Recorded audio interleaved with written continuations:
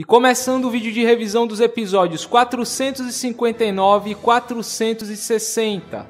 E antes de começar eu vou dizer que eu não costumo comentar sobre as openings, mas eu acho que eu vou fazer um rápido comentário aqui, um comentário bem raso. Eu não achei essa opening muito boa pro arco final, teria combinado mais uma coisa nostálgica, com várias fases da vida do Naruto, recapitulando vários arcos e tal. Bom, na minha opinião, o encerramento combinou mais com o clima de toda a situação. Mas é claro, é só minha opinião. No episódio 459, nós temos toda aquela situação inicial da Kaguya ressurgindo, todo mundo olhando para ela com um cagaço, o Naruto e o Sasuke tentam fazer alguma coisa, até que a Kaguya manda todo mundo para a dimensão da lava. E aqui nós temos alguns acontecimentos bem peculiares. O Sasuke invoca o seu falcão, Garuda, aí você pergunta, como assim? O falcão não deveria estar preso no Tsukuyomi? Bom, eu vejo duas possibilidades. Ou isso prova que os animais de Kushiuzi vêm de outro plano, eu já até usei essa invocação como argumento em uma teoria, ou que a técnica de Kushiuzi acorda o animal para que ele possa ser usado em batalha, afinal esse é o contrato entre o animal e o usuário, o que para mim é a possibilidade mais provável de todas. Outra questão é o Kakashi usando um pergaminho como corda. Na época que isso aconteceu no mangá, teve uma galerinha que achou meio estranho e tal, mas só que pergaminhos ninjas não eram feitos de papel. Eles eram feitos de tecido ou couro, materiais que facilmente conseguiriam suportar o peso do Kakashi e da Sakura. Enfim, depois disso, o Sasuke começa a discutir com o Naruto sobre a necessidade de ambos estarem vivos, deixando transparecer que ele está cagando e andando para o Kakashi e para Sakura, que eles só foram salvos porque eles estavam próximos do Naruto. E o Naruto dá aquela básica lição de moral no Sasuke, relembrando a luta contra o Haku e deixando nas entrelinhas que o Sasuke fez aquilo por todos, porque o corpo dele se mexeu sozinho. Depois disso chegamos aos finalmente, quando a Kaguya começa a atacar o grupo, demonstrando um bom uso do Byakugan contra o Sasuke, mas o Naruto obviamente acaba salvando todo mundo. A partir daí nós temos uma cena simplesmente foda, cara. A Kaguya e o Naruto estão trocando golpes com uma trilha sonora foda. Fazia muito tempo que eu não via isso em Naruto, cara. Pra mim 50% da ação é feita pela trilha sonora. De resto, nós temos o Sasuke tentando contra-atacar a Kaguya, ele falha e no fim eles acabam sendo pegos pela Kaguya. Interessante que nessa parte parece dar uma sensação de que a Kaguya foi apenas uma mãe traída por seus filhos, chorando ao ver o Sasuke e o Naruto, lembrando do Hagoromo e do Hamura. Mas quem leu o Databook 4 sabe a verdade, né? Que ela não tinha nenhum tipo de sentimento real por seus filhos. Talvez antes de enlouquecer, né? Mas depois que ela enlouqueceu e ficou obcecada pelo chakra, ela só queria pegar esse chakra de volta dos seus filhos. E por fim nós temos o Zetsu Negro contando a história da Kaguya que nós veremos no próximo episódio. E agora indo para o episódio 460, que é um filler, infelizmente, ou nesse caso, felizmente, pois pra mim foi um dos melhores fillers que Naruto já teve. E o episódio já começa com uma cena bem curiosa de um meteoro caindo na Terra, que mais tarde a gente vai descobrir que é o próprio Shinju. Eu vou deixar bem claro que isso é um filler, nada do que acontece aqui pode ser levado em consideração em teorias, mas isso sustenta algumas das minhas teorias sobre o Shinju não ser algo originário da Terra, e sua origem estar de alguma forma diretamente ligada ao clã Otsutsuki. Eu acho que isso explicaria muita coisa, pois basicamente o Shinju é uma árvore que se alimenta do sangue, das guerras e conflitos, segundo o que diz o Databook 4.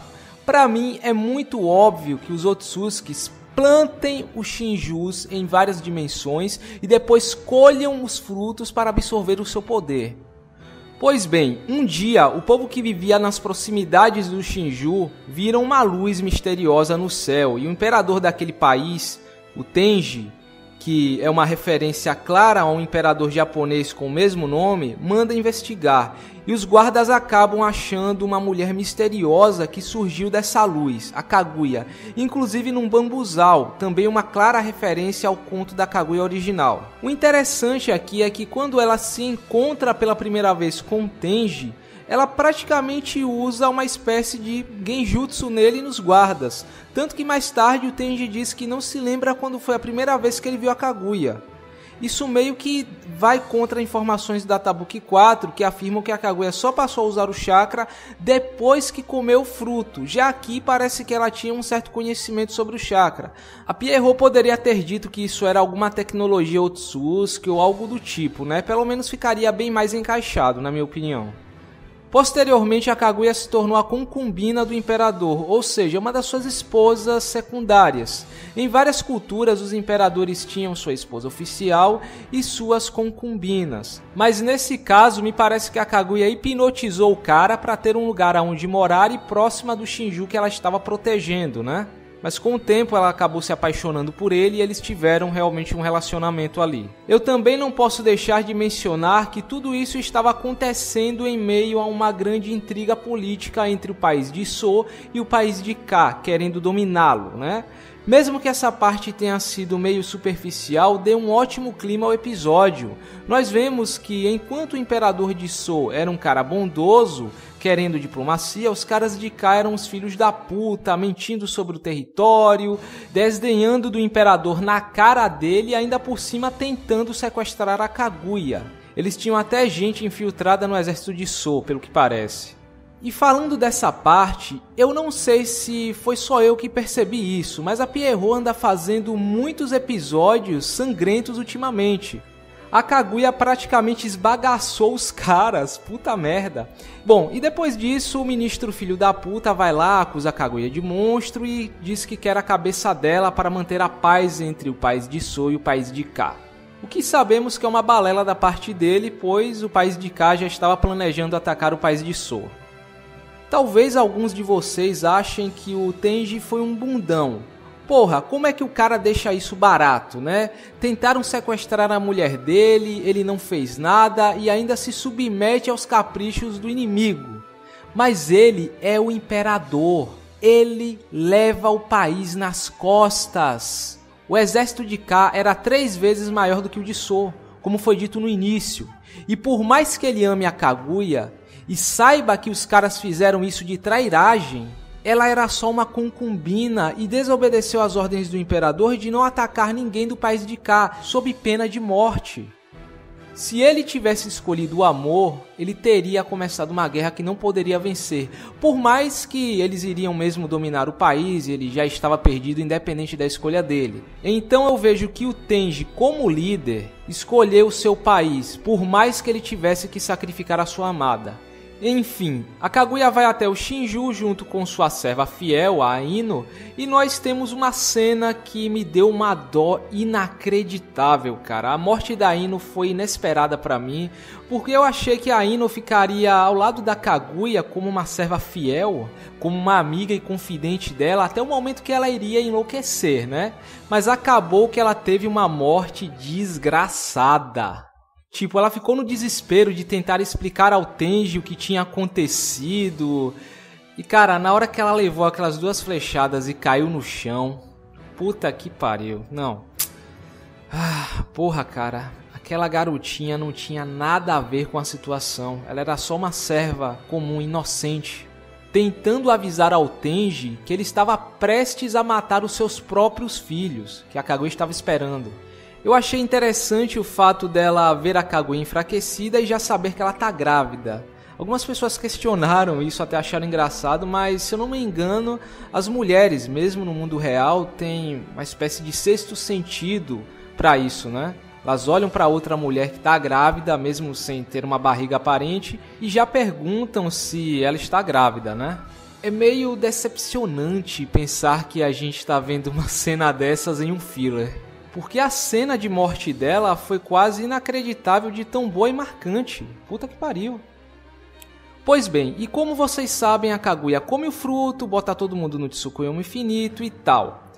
O interessante aqui é que, como no mundo de Naruto não tem lua, ela abriu uma passagem para outra dimensão que tem uma lua e ela usou o Tsukuyomi infinito a partir dessa lua, né? Eu achei essa solução bem interessante. Eu fico até imaginando como é que ela realmente fez isso no canônico, né? Porque isso não foi mostrado.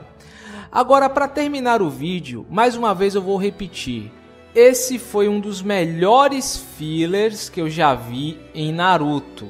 Nunca julguem um filler simplesmente por ser filler. Foi um filler perfeito? Não! Ele se contradiz com informações do Databook 4. A Kaguya veio junto com o clã Otsutsuki, não sozinha. Ela não usava chakra antes de comer o fruto. E ao que parece, o Mugen Tsukuyomi foi criado quando ela começou a enlouquecer. Não foi logo depois dela comer o fruto, como mostrado no episódio. Mas apesar dessas gafes, esse foi um filler que expande a história de uma personagem que não teve tanto conteúdo no canon, tentando se ligar ao canon com um ótimo enredo e condução. Se eu não conhecesse o mangá, esse episódio passaria despercebido como canon. Eu sei que isso pode ser um incômodo para quem só acompanha o anime, com tanto filler um atrás do outro, mas no mangá nós não tivemos o privilégio de um background para Kaguya. Eu acho que o anime tem certa necessidade de expandir a história dela e de preencher essa lacuna. O legal é que você vê que não foi algo feito nas coxas, a animação ficou acima da média de Naruto, a narrativa foi natural e objetiva, você não sente que tem algo fora do lugar ou que a história fica dando voltas, desperdiçando o tempo do episódio. Foram cerca de 19 minutos muito bem utilizados. Bom, meus amigos, então é isso, eu espero que vocês tenham gostado da revisão e nós nos vemos no próximo vídeo. Então eu fico por aqui.